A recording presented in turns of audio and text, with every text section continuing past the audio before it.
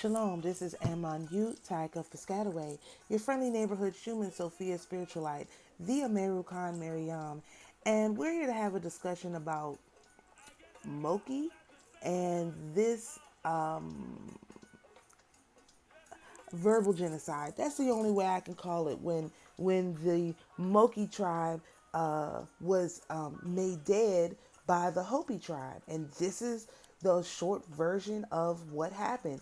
You all can go and look this up. I was gonna make it a research video, but I just it would be, if you look at the research, you're not going to get this, you're not going to be able to come to this conclusion unless you think about what these things mean. So this was like directly downloaded or uploaded into me. I could not have come up with this. I wasn't even looking for this.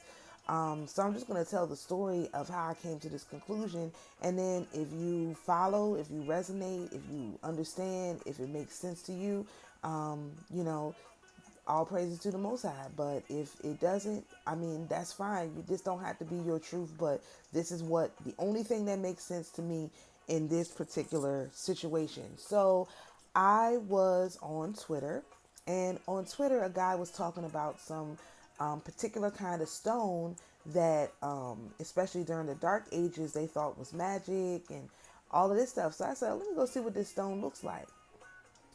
They have ones now. So I go to look for the stone, and instead of showing me what I was looking for in Etsy, they show me these things called, they show me the prophecy stones, and then it showed me Moqui stones. Now, prophecy stone, I have a couple of those. I'm familiar with that.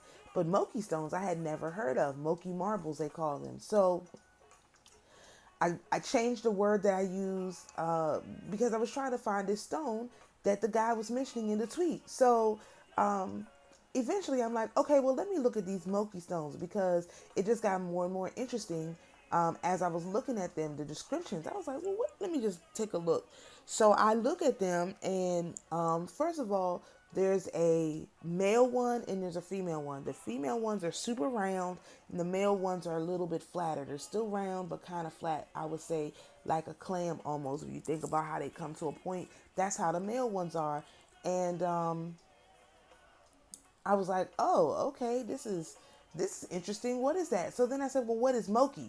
Like, what does that term mean? Where does it come from? So I go to look it up, and I'm like, okay, it's a lot going on here, because the general dictionary will just tell you Moqui is Hopi.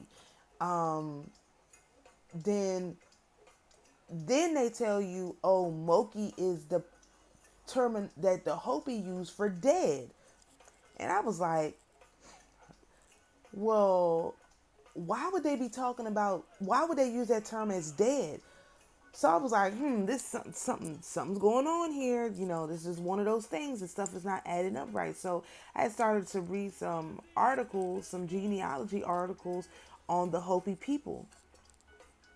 And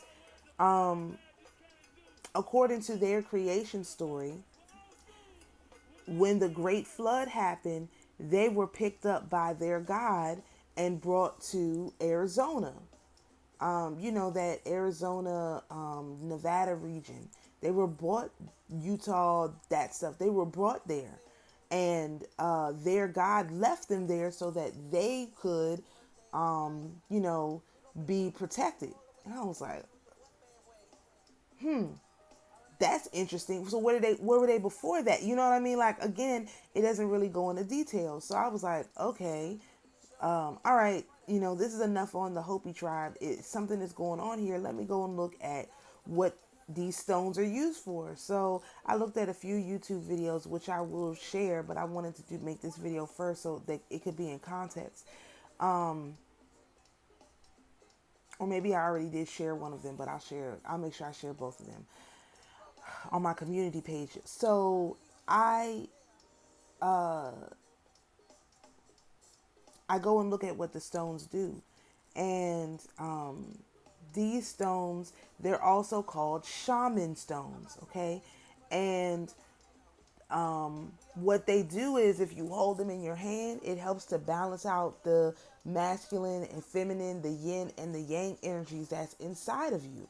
Another thing that these stones do is if you clack them together, it removes and it wards off evil spirits. You can use it to, it's a bunch of stuff you can use this stone for. And because the stone is on the outside of it, it's iron oxide, and on the inside of it, it is sandstone. Now, mind you, these stones are black. They're chocolate colored stones, okay? They're black. So this is the story that the Hopi give about these particular stones. This is what they say. They call them ancestor stones because they said the ancestors would come out at night and they would play with them and they would leave them there. Okay, this is why they gave this stone the Moqui stone. That means Moqui meaning dead, but they're black stones. This is what they said. The ancestors will come out and play with them at night. Okay, so as I'm looking at videos on the Moqui stones, I see that there's a Moqui cave. I was like, well, wait a second. The stones don't come from the cave? No.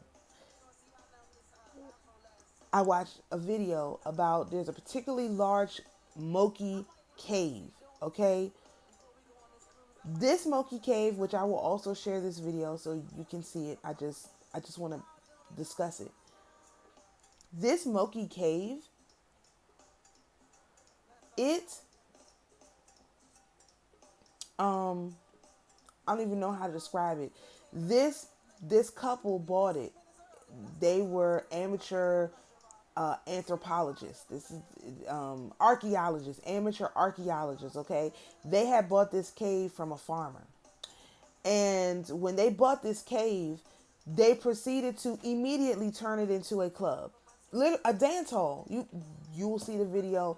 I'm not making this up. They turned into a club, and for 25 years they ran it as a club, meaning they had a bar, they had a dance area, the whole nine. It was a club. Okay.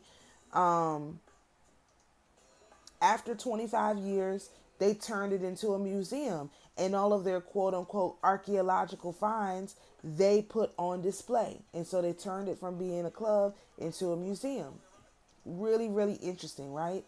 And so I was like, okay,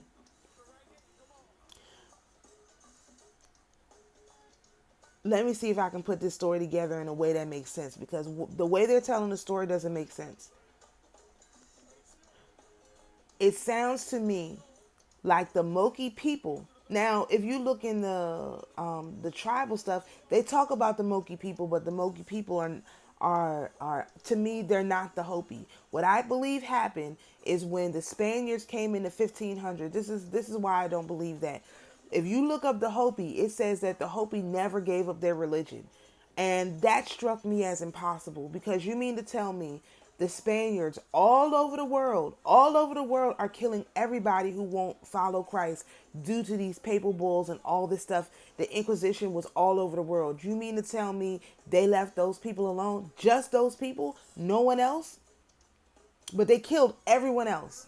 Everyone, thousands and hundreds of thousands of people was murdered at the hands of these people killing for Franklin Jesus. That's what I'm going to call him. Call him Franklin Jesus. Fake, evil Jesus. Evil Jesus, right? Franklin Jesus. You mean to tell me all of these people was killing for the behest, at the behest of evil Jesus, and they didn't kill the Hopi? They just left those. They just happened to leave them alone, right? That doesn't make any sense. So this is what I believe. I believe that they killed the Moqui people, the ones that were the same color as the stones, and they took over their everything to preserve it because they didn't understand it. It was something different. They saw it to be valuable. I believe they took it over.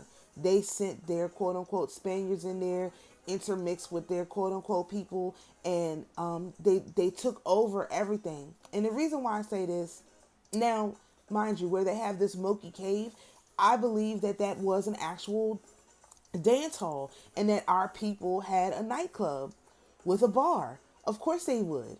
We think that the people are, I mean, where they would have their powwows, where they would have their meetings, or the fetes or whatever. This is where they would have had it, to be away from that harsh Arizona sun. That's much harsher than, the sun that they were used to. So I think our people carved those caves out and lived in those caves. And they had those little stones, the marbles, they were really marbles. They call them Moqui marbles. They were really marbles. Our people always was playing games. Dice. I mean, think about that. What if the marbles are really marbles and we're playing some kind of a game with marbles, like pool or something like that, but with the marbles? 100% possible. Think about pool. It's round balls, and they get poked with a more flat but still round poker.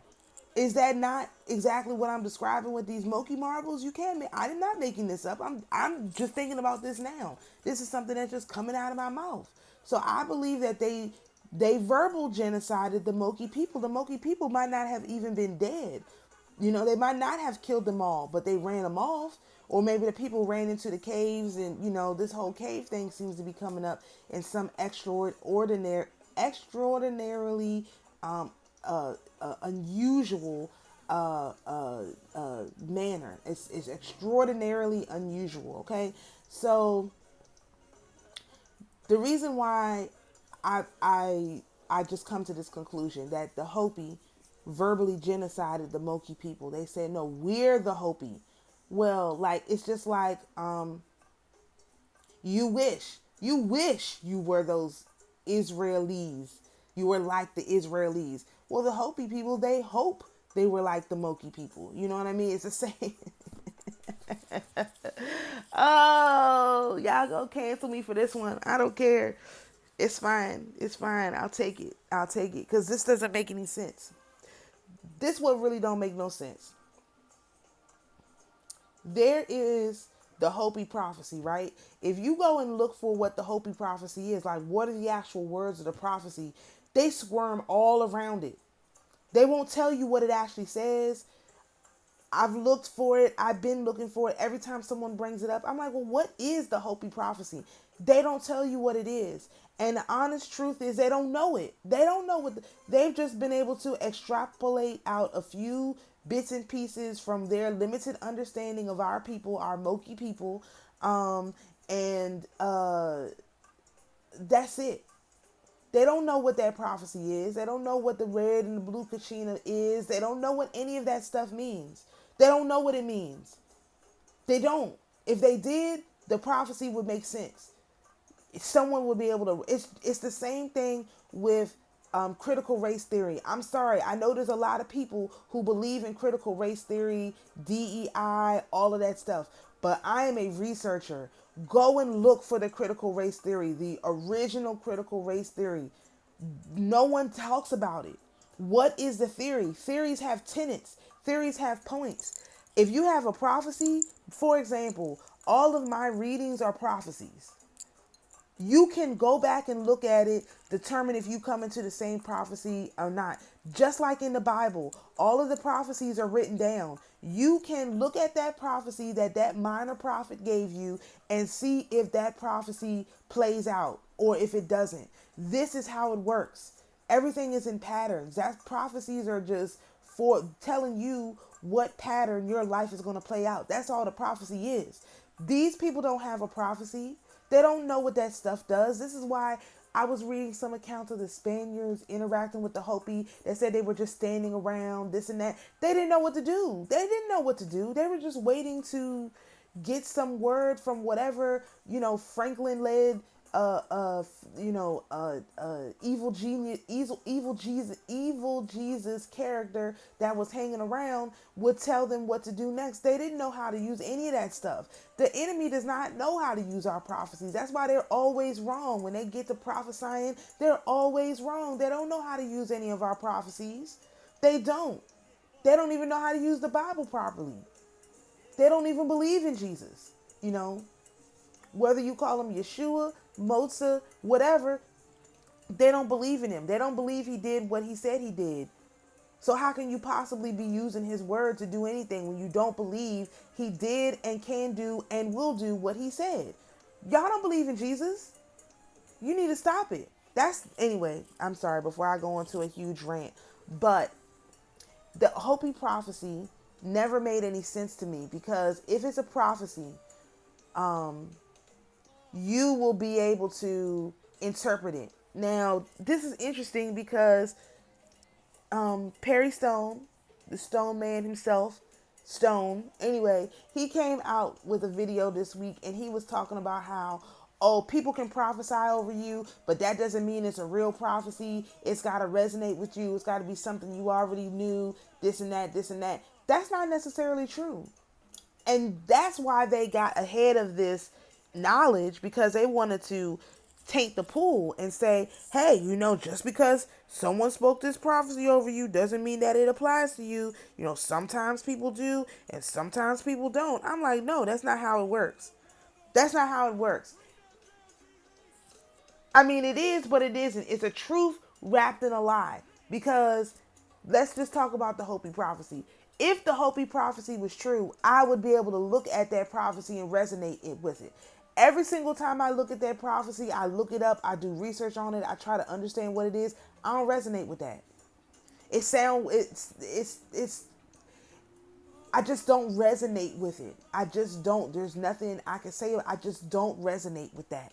And so to tell me that Hopi prophecy applies to me, I don't understand what it is. You got to give me some more details. I need to be able to follow the line of thinking in the prophecy. When you see other people's prophecies, you can follow the line of thinking. I'm going to do another video right after this about Gideon's faith.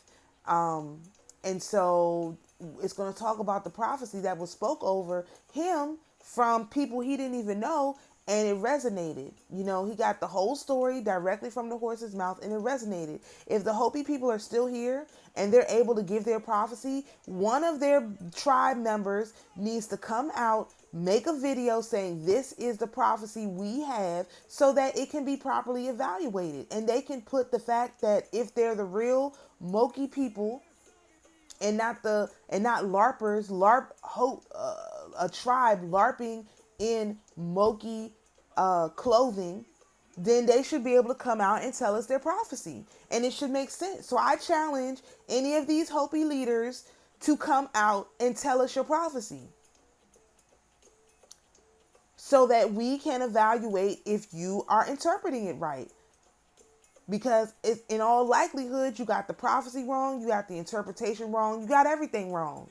Y'all need to come out and prove it. No more of this, oh, well, they're these sacred people, this and that. No, if y'all was so sacred, why are members of the Hopi, Pueblo, and Navajo tribes selling these stones to white people for any price? These stones should be given out with reverence. You should have to do something, like prove something. You should be drawn to them. What do I mean by that? There's a stone that I wear called the leke. They don't do no advertising. Someone has to tell you about the leke, and then you have to be drawn to it. They got one place that they sell it, and they control the sales. That's the difference between what I just went on Etsy. They got Moqui stones everywhere. Big ones, little ones, this one, that one. Because you're not allowed to go to, they're found in multiple places. But if they're found on the reservations, the people in the reservations can gather them, and then they just sell them to the highest bidder. But if they're on the United States land, they're not allowed to gather and sell them. You're not allowed to pick them up off United States land. You have to leave them alone. Okay. So, because that's the thing. If I had not had this experience with the Naga eyes, the leke stones, I wouldn't believe it. But when our people sell something, or righteous people in general, they control how it's sold. They control the image of it. These people who are supposed to be these, the spiritual leaders of the Native Americans who have a prophecy that everyone is scared of, they just randomly let people from their tribe gather these stones and throw them on Etsy. Is that reverencing the Moqui stones? Not only that, the term Moqui, they use it as a dead term. They use it to mean dead. And they're chocolate colored stones that they say are dead. Weird. If they're stones, stones are dead. Why do you need to double call them dead? It's a stone, right? It's a rock, right? Why do you need to also call it dead? That doesn't make any sense. So I didn't want to make this video too long, but I just hope that people understand the point I'm trying to make. It's kind of, it's not obvious what's going on here. It's not. And so I just had to bring it up, I just had to bring it up and say, they need to prove to us that they are the real Moqui people. They come from the Moqui people. Otherwise, they have no claim to the land that they're on, and they have to give back everything that they stole. So the challenge is on them to prove that they are who they say they are. We're not accepting nobody's word for it anymore. We can't. Look at this whole story. This is just some of the most nonsense I've ever seen. It's nonsense. It's nonsense. And so I'll post the videos on my community page. I try to put them in here. Y'all come to your own conclusions. Y'all don't believe me. Don't take my word for it. Go and look into it for yourself. I'm definitely going to be, one more thing about the stones. They are made of the same materials, some of the same materials that's found in Mars. And if you know anything about the story of the evolution of the Earth, before the Earth was the Earth, it was Mars. Mars was our Earth. And when Mars was destroyed by fire, then Earth became our Earth. You know what I mean? So Mars is a previous version of Earth. Let's put it that way. Just like Mercury, Venus is a previous version of Earth. Mercury is a previous version of Earth. All of these are previous versions of Earth in the evolution of Gaia. Our next version of Earth is Jupiter. Or Vulcan, actually. Either Vulcan or Jupiter. Anyway, it depends on how you look at it. But that's our next incarnation of Earth. So, and it's really interesting because we have Vulcanists right now in Leo. And I was, pondering, okay, well, I say we're in the age of Leo. How can I prove that? So this is like a side note, which I'm going to do a whole video on later. But I just, went to find out what is in Leo. So I know how I can identify this age, and it's Vulcanus. Vulcanus is in Leo. So I'm going to do some more research on that and present that later. So shalom, everyone, and we'll see you in the next video.